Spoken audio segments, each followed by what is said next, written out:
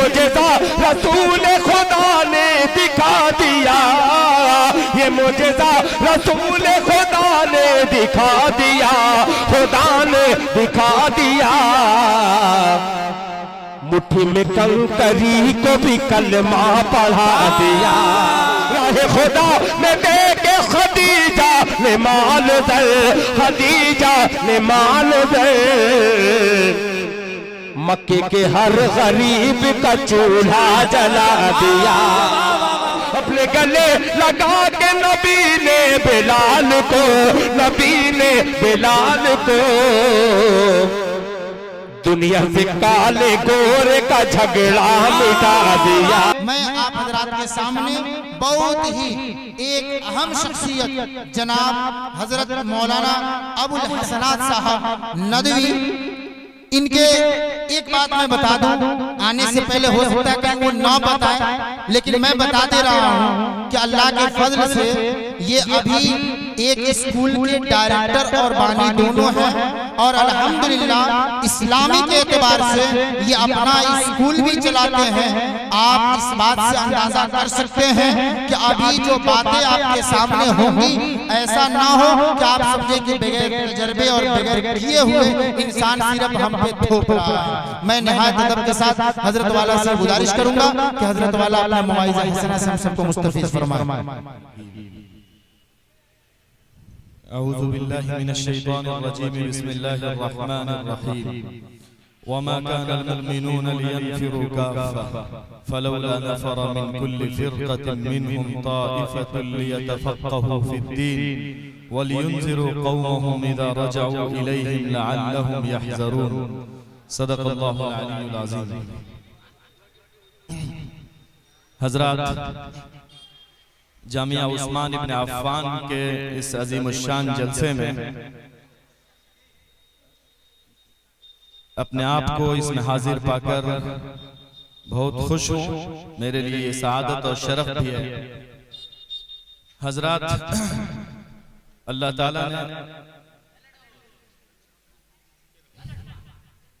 1:45 میں اذان ہے اور 2 بجے جماعت ہوگی، آدھا گھنٹہ سے کچھ زیادہ ہمارے پاس ٹائم ہے۔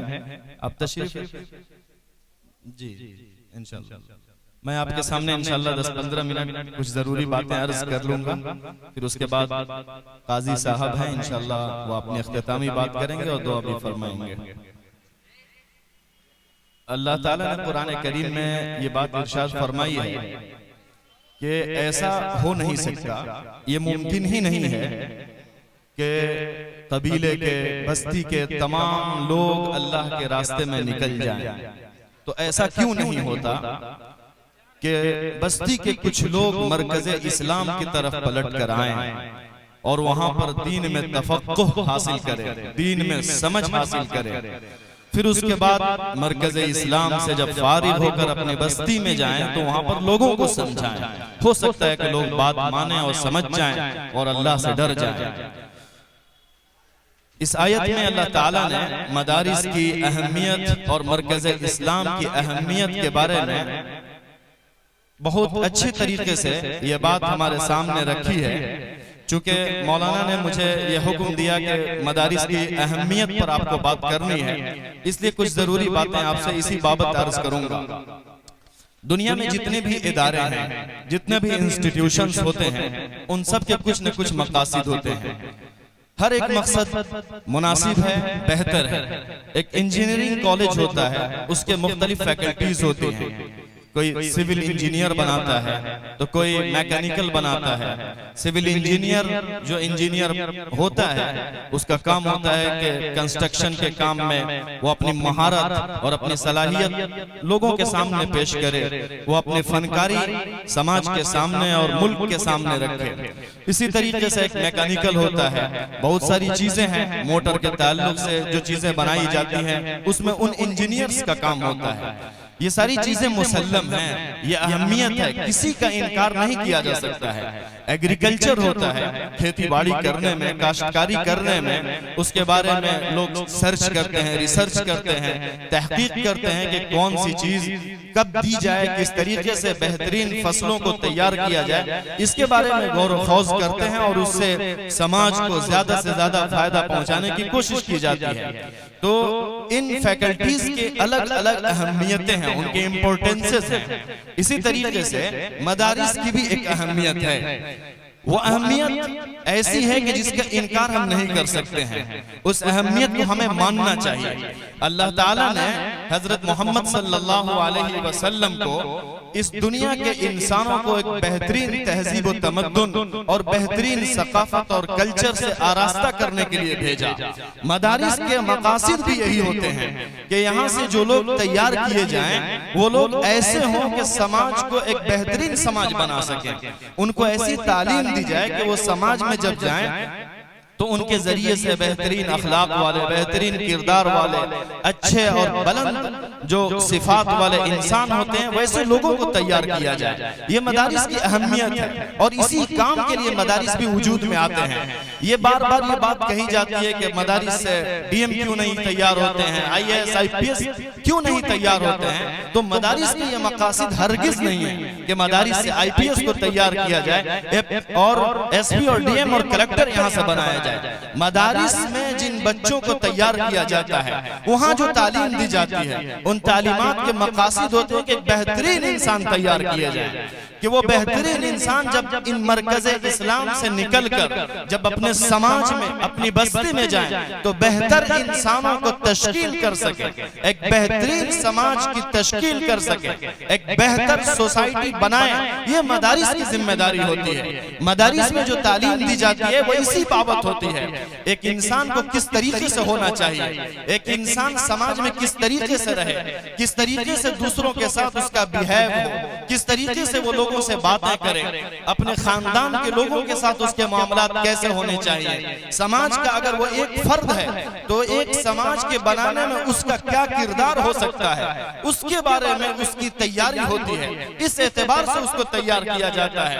پڑوسیوں کے ساتھ کیا معاملات ہونے چاہیے، پڑوسیوں کے کیا حقوق ہیں، اس کے بارے میں مدرسے میں یہ باتیں بتائی جاتی ہے کہ پڑوسیوں کے ساتھ بہترین کردار پیش کریں، بہترین اور اچھے طریقے سے ان کے حقوق کو ادا کریں۔ اسی طریقے سے سماج کے جو لوگ ہوتے ہیں ان کے ساتھ بھی بہترین اور اچھے کردار پیش کرنے کی تعلیم مدارس میں دی جاتی ہے۔ سماج کی مختلف اکائیاں ہوتی ہیں، ان میں سب سے پہلا ایک فرد ہوتا ہے۔ ایک فرد، ایک انسان جب بہتر بنے گا تو سماج کی عمارت بھی مضبوط بنے گی۔ سماج کی اینٹ ایک ایک فرد ہے، ایک ایک انسان ہے۔ ایک انسان سماج کا جب اچھا بنے گا تو سماج کی وہ عمارت بھی بہتر بنے گی۔ حدیث میں اللہ کے رسول صلی اللہ علیہ وسلم نے ایک انسان کی بہتر تشکیل کرنے کے لیے ایک بات کے ارشاد فرمائی، اے لوگوں اپنے آپ کو تم لوگ درست بناؤ، تمہارا جسم تمہارے دماغ اور دل سے چلتا ہے، اس لیے اپنے دل کو اور اپنے دماغ کو درست کرو۔ حدیث میں اللہ کے رسول نے فرمایا، الا وان فی الجسد مضغۃ اذا صلحت صلح الجسد كله واذا فسدت فسد الجسد كله الا وهي القلب۔ اے لوگوں کان کھول کر سن لو کہ تمہارے جسم میں گوشت کا ایک ٹکڑا ہے، اگر گوشت کا وہ ٹکڑا صحیح رہا تو تمہارا پورا جسم صحیح رہے گا۔ اگر گوشت کا وہ ٹکڑا بگڑ گیا، اگر گوشت کا وہ ٹکڑا خراب ہو گیا تو پھر تمہارا پورا جسم خراب ہو جائے گا۔ سنو، وہ گوشت کا ٹکڑا تمہارا دل ہے، تمہیں اپنے دل کو بنانا پڑے گا۔ مدرسے میں یہی تعلیم دی جاتی ہے کہ لوگوں اپنے دل کو بناؤ، اپنے آپ کو بہترین طریقے سے تشکیل کرو۔ انسان کو ڈرائیو اس کا دماغ کرتا ہے، اس کا دل کرتا ہے۔ جب تک انسان کے دل اور دماغ کو نہیں بدل دیا جائے گا اور بہترین سانچے میں اور بہترین اسٹرکچر میں انسان کے دل کو ڈھال نہیں دیا جائے گا، سماج بہتر نہیں بن سکتا ہے۔ بہتر سماج بنانے کے لیے مدرسوں میں بہتر تعلیم دی جاتی ہے۔ مدرسوں میں یہ سکھایا جاتا ہے، اے انسانوں اس بات کو سمجھو کہ یہ دنیا میں جو کچھ بھی تمہیں مل رہا ہے یہ ساری چیزیں وقتی ہیں، عارضی ہیں، ختم ہو جانے والی ہیں۔ ایک ایسی حقیقت ہے جسے ہم بھی جانتے ہیں، آپ بھی جانتے ہیں، یہ جو زندگی ملی ہے یہ بڑی مختصر ہے، یہ ختم ہو جائے گی۔ قرآن قرآن کریم کے یہ پیغام مدارس میں بچوں کو سنایا جاتا ہے، یوم یجمعکم لیوم الجمع ذالک یوم التغابن، اے لوگوں جس دن تمہیں اللہ جمع کرے گا وہ قیامت کا دن ہوگا، وہ ہار جیت کا دن ہوگا، وہ دھوکے کا دن ہوگا۔ انسان اس دنیا میں الگ الگ مراحل میں زندگی بسر کرتا ہے، وہ کسی کو نیچ سمجھتا ہے، کسی کو اونچا سمجھتا ہے، کسی کو ذلیل سمجھتا ہے، کسی کو اعلیٰ سمجھتا ہے، لیکن قیامت کے دن جب اللہ تعالیٰ جمع کرے گا اس دن انسان دیکھے گا کہ جس انسان کے بارے میں ہم یہ سمجھتے تھے کہ وہ پہلی صف کی پابندی کرتا تھا، وہ تو داڑھی ٹوپی والا تھا، ہم سمجھتے تھے کہ اللہ تعالیٰ کے ہاں اس کا بڑا زبردست حشر ہوگا، اللہ تعالیٰ اس کو بلند اور اعلیٰ رتبہ عطا فرمائے گا۔ اللہ تعالیٰ قیامت کے دن اس کے لیے جو فیصلہ فرمائے گا وہ لوگ دیکھیں گے کہ وہ ہار جائے گا وہاں پر، اس لیے کہ اس کے معاملات لوگوں کے ساتھ صحیح نہیں تھے، اس نے لوگوں کے ساتھ بہترین سلوک نہیں کیا، اس نے پڑوسیوں پر ظلم کیا، اس نے سماج کے لوگوں پر ظلم کیا، اس نے غریبوں کا حق پامال کیا، اس نے یتیموں اور مسکینوں پر دست درازی کی، اگرچہ وہ نماز میں پہلی صف میں رہتا تھا، اگرچہ وہ حاجی تھا، لیکن اس کے اخلاق اور کردار اچھے نہیں تھے۔ قیامت کے دن دھوکہ ہوگا، لوگ سمجھتے تھے کہ فلاں صاحب فلاں ہوں گے، لیکن اللہ تعالیٰ اس دن جو نتیجہ دے گا اس دن انسان دیکھے گا کہ فلاں شخص تو ہار گیا، اور فلاں کے بارے میں یہ سمجھا جاتا تھا کہ اس کا کیا بنے گا، یہ کیسے آگے بڑھ پائے گا۔ اللہ تعالیٰ اس دن رتبہ اور بہترین احساس عطا فرمائے گا۔ اس دن مدرسوں میں یہ بات سکھائی جاتی ہے، اے لوگوں اس دن کے لیے تیاری کرو۔ مدرسوں کا ہرگز یہ مقصد نہیں ہوتا ہے کہ یہاں سے انجینئر پیدا کیے جائیں، کہ گھر کیسے بنائے جائیں، سڑک کیسے بنائے جائیں، پل اور پلیا کیسے بنائے جائیں، یہ باتیں مدرسوں میں نہیں سکھائی جاتی ہے، اور نہ یہ مقصد ہو سکتا ہے بہترین انسان بنایا جائے، یہ باتیں مدرسوں میں سکھائی جاتی ہے۔ یہ مدرسے کی اہمیت ہے، مدرسوں میں یہ سکھایا جاتا ہے اے لوگوں بہتر سماج بناؤ، آپس میں نفرت مت کرو، آپس میں جلن مت رکھو، ایک دوسرے کے پیچھے مت پڑو۔ مدرسوں میں یہ سکھایا جاتا ہے لا تدابروا ولا تحاسدوا ولا تباغضوا وكونوا عباد اللہ اخوانا، اے لوگوں ایک دوسرے کے پیچھے مت پڑو، ایک دوسرے سے حسد اور جلن مت رکھو، ایک دوسرے کے خلاف سازشیں مت کرو، اے اللہ کے بندوں بھائی بھائی بن کر رہو، ہر ایک طریقے سے درست کیا جاتا ہے۔ یہ مدرسے کا امپورٹنس ہے، یہ مدرسے کے مقاصد ہے، یہ مدارس کے بہترین کردار ہے۔ حدیث میں اللہ کے رسول صلی اللہ علیہ وسلم نے یہ بات ارشاد فرمائی ہے، لیس المؤمن بالطعان ولا اللعان ولا الفاحش ولا البذی، کہ ایک ایمان والا تانا مارنے والا نہیں ہو سکتا ہے، ایک ایمان والا لعنت بھیجنے والا نہیں ہو سکتا ہے، ایک ایمان والا بد دعا دینے والا نہیں ہو سکتا ہے، ایک ایمان والا گالی بکنے والا نہیں ہو سکتا ہے، ایک ایمان والا ذلیل باتیں کرنے والا نہیں ہو سکتا ہے۔ اس طریقے سے انسان کی زبان کی تیاری کرائی جاتی ہے۔ اے لوگوں اپنے دل کو بھی صاف رکھو کہ کسی سے حسد مت کرو، اسی طریقے سے اے لوگوں اپنے زبان کو بھی درست رکھو، کسی پر تانا مت مارو، کسی پر الزام مت لگاؤ، کسی پر جھوٹ مت باندھو، اپنی زبان سے ہلکی باتیں مت کیا کرو۔ یہ مدارس میں تیار کی جاتی ہے۔ مدارس انسانوں کو تیار کرنے کا بہترین کارخانہ ہے، جہاں یہ سکھایا جاتا ہے کہ بدترین انسان وہ انسان ہے جس کے سامنے یا جس کے پاس لوگ جانے سے اس لیے کترا جائیں کہ اس کی زبان گندی ہے۔ ان شر الناس عند اللہ منزلۃ من ترکہ الناس اتقاء لفحش، بدترین انسان اللہ کے نزدیک ہوا ہے کہ لوگ اس سے صرف اس لیے ملنا چھوڑ دیں کہ اس کی زبان گندی ہے، وہ گالیاں بکتا ہے، وہ الزام لگاتا ہے، اس کی زبان خراب ہے۔ زبان خراب ہونے کی وجہ سے لوگ اس سے ملنا چھوڑ دیتے ہیں۔ یہ بات مدرسے میں پڑھائی جاتی ہے کہ اپنے زبان کو درست رکھو، اپنے زبان کو خراب مت کرو۔ اگر زبان کو خراب کرو گے تو ایک بہتر سماج تم نہیں بنا سکتے ہو۔ یہ بات مدرسوں میں بتائی جاتی ہے، یہ پیغام نبی کا سنایا جاتا ہے، هل يكب الناس على وجوههم الا حصائد السنتهم، کہ اکثر لوگ جہنم میں اپنی زبان کی وجہ سے چلے جائیں گے۔ یہ بات بتائی جاتی ہے، اپنی زبان کو ٹھیک کرو، اکثر لوگ اپنی زبان کی وجہ سے جہنم میں پھینک دیے جائیں گے۔ اور اس طریقے سے صرف اتنا ہی نہیں کہ زبان کو درست کرنا سکھایا جاتا ہے، مدرسوں میں یہ سکھایا جاتا ہے کہ اے لوگوں بہترین کردار اختیار کرو، روشن کردار بناؤ، شریفانہ اور بہترین اخلاق کے کردار کے اپنے آپ کو اس کا حامل بناؤ۔ اپنے اخلاق اور کردار سے کسی کو تکلیف مت پہنچاؤ، اس لیے کہ اگر تم کسی پر ظلم کرو گے، کسی کو تکلیف دو گے تو یہ وہ بڑا گناہ ہے کہ اگر جب تک وہ مظلوم انسان تمہیں معاف نہیں کر دے گا، اللہ تعالیٰ معاف کرنے والا نہیں ہے۔ والذین یؤذون المؤمنین والمؤمنات بغیر ما اکتسبوا فقد احتملوا بہتانا واثما مبینا۔ وہ لوگ جو ایمان والے مرد کو اور ایمان والی عورتوں کو تکلیف پہنچاتے ہیں، ناحق تکلیف پہنچاتے ہیں، وہ اپنے اوپر جھوٹ اور کھلے ہوئے گناہ کا بوجھ اٹھاتے ہیں۔ اپنے کردار سے کسی کو تکلیف مت پہنچاؤ، یہ بات مدرسوں میں بتائی جاتی ہے۔ اسی طریقے سے پیارے نبی کا یہ کلام بھی سنایا جاتا ہے، تکف شرک عن الناس فإنہا لک منہ صدقۃ۔ اے لوگوں، اپنی برائی سے لوگوں کو بچا دو، اپنی برائی سے لوگوں کو بچا دو، یہ تمہارے لیے صدقہ ہو جائے گا۔ اگر آپ کے ہاتھ سے کسی کو تکلیف نہیں پہنچتی ہے، اگر آپ کے زبان سے کسی کو تکلیف نہیں پہنچتی ہے، آپ کے کردار سے کسی کو تکلیف نہیں پہنچتی ہے، یہ بھی آپ کے لیے نیکی ہے۔ یہ بات اللہ کے رسول صلی اللہ علیہ وسلم کی ہے جو سکھائی جاتی ہے۔ اگر کوئی انسان کسی پر ظلم کرتا ہے تو اپنے ایمان کو جھٹلا دیتا ہے۔ ایک ایمان والا کسی پر ظلم نہیں کر سکتا ہے۔ اگر ایمان والا کسی پر ظلم کرتا ہے اور اپنے ایمان کو ظلم سے آلودہ کرتا ہے تو وہ بھٹکا ہوا ہے، اس کا ایمان صاف نہیں ہو سکتا ہے۔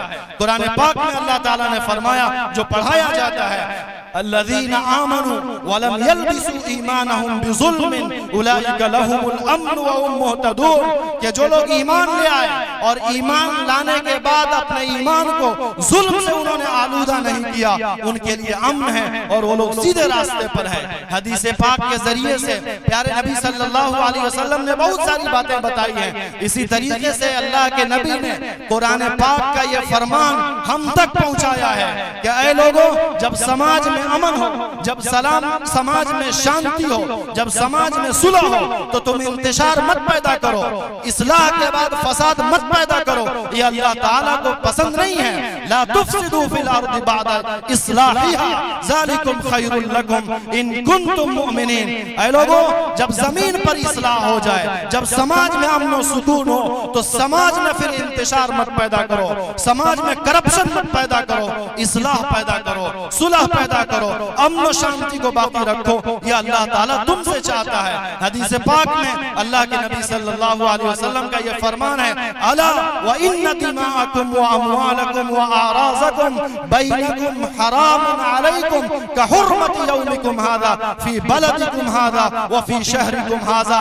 اللہ کے نبی صلی اللہ علیہ وسلم نے انسانی جان، مال اور انسانوں کی عزت و آبرو کو اتنا محترم بنایا کہ حجۃ الوداع کے موقع پر عرفات کے میدان میں کھڑا ہو کر بقرعید کے موقع سے یہ فرمایا تھا صحابہ کرام سے، اے صحابہ سن لو کہ تم میں سے ہر ایک کا خون، ہر ایک کا مال، ہر ایک کی عزت و آبرو اتنا محترم ہے، اتنا محترم ہے، جس طریقے سے یہ شہر محترم ہے، جس طریقے سے یہ مہینہ محترم ہے، اور جس طریقے سے مکے کی یہ سرزمین محترم ہے، اسی طریقے سے تم میں سے ہر ایک کی عزت، تم میں سے ہر ایک کا مال اور اس کی دولت اور ہر ایک کا خون اور ہر ایک کی جان بھی محترم ہے، اس کو نقصان نہیں پہنچایا جا سکتا ہے۔ مدرسوں کی یہ تعلیم ہوتی ہے۔ آپ ذرا بتائیے، تصور کیجئے اگر مدرسوں کی ان تعلیمات کو سماج تک نہ لایا جائے تو ایک بہتر سماج کیسے بن سکتا ہے؟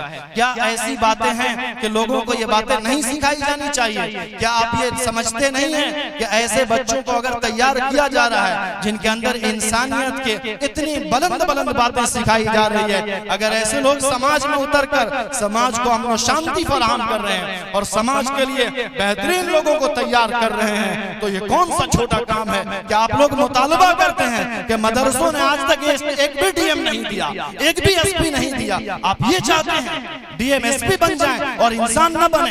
مدرسوں کا یہ کام نہیں ہے، یہ ذہن سے نکالنا چاہیے۔ اپنے بچوں کو بنائیے، ڈی ایم اور ایس پی بھی بنائیے، وہ بھی ضرورت ہے، لیکن مدرسوں کو مت چھیڑیے۔ مدرسوں کا دوسرا کام ہے، مدرسوں کے دوسرے مقاصد ہیں۔ مدرسوں میں یہ سکھایا جاتا ہے، اے لوگوں صرف اپنی فکر مت کرو، اپنی اپنی فکر مت کرو کہ ہم اللہ اللہ کر لیں، قرآن پڑھ لیں اور جنت کے طلبگار بن جائیں اور اللہ تعالیٰ سے وہاں اللہ تعالیٰ کی طرف سے شفاعت حاصل کر لیں اور جنت الفردوس میں ہم جگہ پا لیں۔ صرف اتنی کوشش مت کرو، بلکہ تمہاری یہ ذمہ داری ہے کہ تم خود اپنے بچاؤ کی دعا کرو، ساتھ ساتھ اپنے گھر والوں کی، اپنے خاندان والوں کی اور اپنے سماج کے لوگوں کی نجات کی بھی فکر کرو۔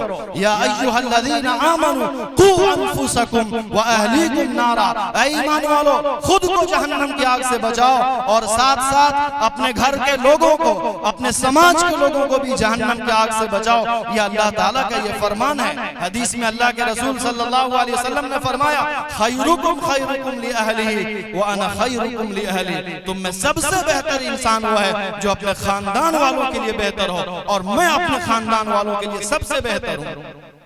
بہت سارے مسائل ہوتے ہیں، ہم چائے دوستوں کے ساتھ بیٹھ کر پی لیتے ہیں، دوستوں کی جو محفل ہوتی ہے اس محفل کو بہتر بنا دیتے ہیں۔ ہم دوستوں کے بیچ میں اپنا جو فیس پیش کرتے ہیں، جو اپنا چہرہ پیش کرتے ہیں، جو اپنا کردار پیش کرتے ہیں کہ دوست تعریف کرتے ہیں کہ فلاں آدمی بڑا سخی ہے، فلاں آدمی بڑا خرچ کرنے والا ہے، لیکن وہی آدمی جب اپنے گھر میں آتا ہے، اپنے بھائی کو دیکھتا ہے تو اپنا چہرہ بسوڑ لیتا ہے، اپنے باپ سے ٹھیک سے بات نہیں کرتا ہے، اپنی ماں سے ٹھیک سے باتیں نہیں کرتا ہے، گھر میں بیوی کے پاس آتا ہے تو اس کے ساتھ اگنور کرتا ہے، اس کو نظر انداز کرتا ہے، گھر کا ماحول بہتر نہیں بناتا ہے اور چائے کا ماحول بہتر بناتا ہے۔ مدرسوں میں یہ سکھایا جاتا ہے اے لوگوں اپنے گھر والوں کے لیے اچھا بنو، اپنے خاندان والوں کے لیے اچھا بنو۔ خیارکم خیارکم لنسائہم، تم میں سب سے بہتر انسان وہ ہے جو اپنی بیویوں کے لیے بہتر ہو۔ حدیث پاک میں اللہ کے رسول نے فرمایا اتقوا اللہ فی النساء، اے لوگوں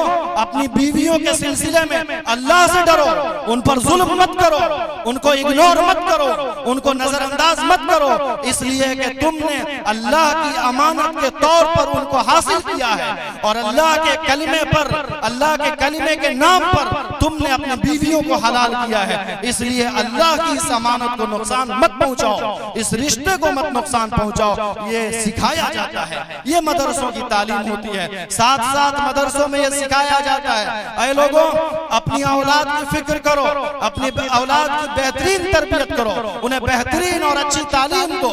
حدیث میں اللہ کے رسول صلی اللہ علیہ وسلم نے یہ بات ارشاد فرمائی ہے کفا بالمرء اثما ان یضیع من یقوت، آدمی کا گنہگار ہونے کے لیے اتنا ہی کافی ہے کہ اللہ تعالیٰ نے جس اولاد کی روزی روٹی کا ذمہ دار اس کو بنایا ہے اسی کو ضائع کر دے۔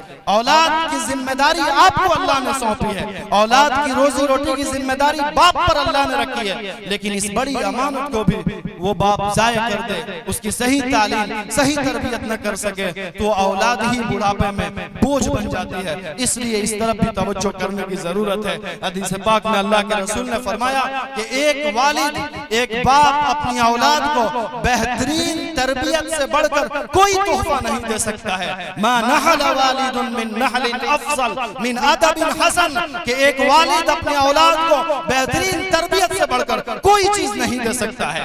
اسی طریقے سے مدرسوں میں یہ بات سکھائی جاتی ہے اے لوگوں صرف ماں باپ کے ساتھ، چند لوگوں کے ساتھ ہی اپنے رشتوں کو استوار مت رکھو، بلکہ یہاں تک کہ فرما دیا کہ جو لوگ یہ چاہتے ہیں کہ ان کی روزی روٹی میں برکت ہو، جو یہ چاہتے ہیں کہ ان کی عمر میں برکت ہو، ان کو یہ کرنا چاہیے کہ رشتوں کو جوڑنا چاہیے، رشتوں کو توڑنا نہیں چاہیے۔ یہی سکھایا جاتا ہے من احب ان یبسط له فی رزقه وینسأ له فی اثره فلیصل رحمہ، تم میں سے جو یہ چاہتا ہے کہ اس کی عمر میں بڑھوتری ہو جائے، تم میں سے جو یہ چاہتا ہے کہ روزی روٹی میں برکت ہو جائے، اسے اپنے رشتہ داروں کا خیال رکھنا چاہیے اور رشتوں کو جوڑنا چاہیے، رشتوں کو توڑنا نہیں چاہیے۔ یہ اللہ کے رسول صلی اللہ علیہ وسلم کی بڑی باتیں ہیں اور بہترین باتیں ہیں، بہترین تربیت کی باتیں ہیں جو لوگوں کو سکھائی جاتی ہے۔ ساتھ ساتھ اللہ تعالیٰ نے قرآن پاک میں سماج کے لیے بہترین باتیں اس طریقے پر ارشاد فرمائی ہے، اے لوگوں اپنے رشتہ داروں کا بھی خیال رکھو۔ رشتہ دار ایک اپنا قریبی رشتہ دار ہوتا ہے، ایک رشتہ دار وہ ہوتا ہے جو اجنبی رشتہ دار ہو جاتا ہے، اور ایک عارضی یا مسافر رشتہ دار ہوتا ہے۔ سب کا خیال رکھنے کا حکم اللہ تعالیٰ نے قرآن کریم میں فرمایا ہے۔ سب کا، آپ کا جو رشتہ دار پڑوسی ہے اس کا بھی خیال رکھیے۔ اجنبی پڑوسی ہے، لوگ شہروں میں رہتے ہیں، فلیٹ میں رہتے ہیں، آپ کہیں کے ہیں، بغل والا کہیں کا ہے، لیکن وہ بھی آپ کا پڑوسی ہے، اجنبی پڑوسی ہے، اس کا بھی خیال رکھیے۔ اور اسی طریقے سے آپ سفر کرتے ہیں، بس میں سفر کرتے ہیں، آٹو میں سفر کرتے ہیں، ٹرین میں، جہاز میں سفر کرتے ہیں، آپ کے بغل میں بیٹھنے والا آپ کا جو پڑوسی ہوتا ہے اس کے حقوق کا خیال رکھنا بھی بڑا ضروری ہے۔ بہت سارے لوگ ٹرینوں میں سفر کرتے ہیں، بسوں میں سفر کرتے ہیں، موبائل تیز بجانے لگتے ہیں، بغل کا پڑوسی تکلیف میں پڑ جاتا ہے، لوگ زور زور سے موبائل بجاتے ہیں، بغل کا پڑوسی جو آپ کے ساتھ بیٹھا ہوا ہوتا ہے اسے تکلیف محسوس ہوتی ہے۔ کوئی آدمی ہارٹ کا مریض ہوتا ہے، اسے وہ چیز مصیبت بن جاتی ہے، لیکن لوگ اس کا خیال نہیں رکھتے ہیں۔ مدرسوں میں یہ سکھایا جاتا ہے کہ ان سب کے حقوق کا خیال رکھو، وَاعْبُدُوا اللَّهَ وَلَا تُشْرِكُوا بِهِ شَيْئًا وَبِالْوَالِدَيْنِ إِحْسَانًا وَبِذِي الْقُرْبَى وَالْيَتَامَى وَالْمَسَاكِينِ وَالْجَارِ ذِي الْقُرْبَى وَالْجَارِ الْجُنُبِ وَالصَّاحِبِ بِالْجَنبِ وَابْنِ السَّبِيلِ وَمَا مَلَكَتْ أَيْمَانُكُمْ۔ اے لوگوں اللہ کی عبادت کرو، اس کے ساتھ کسی کو شریک مت ٹھہراؤ۔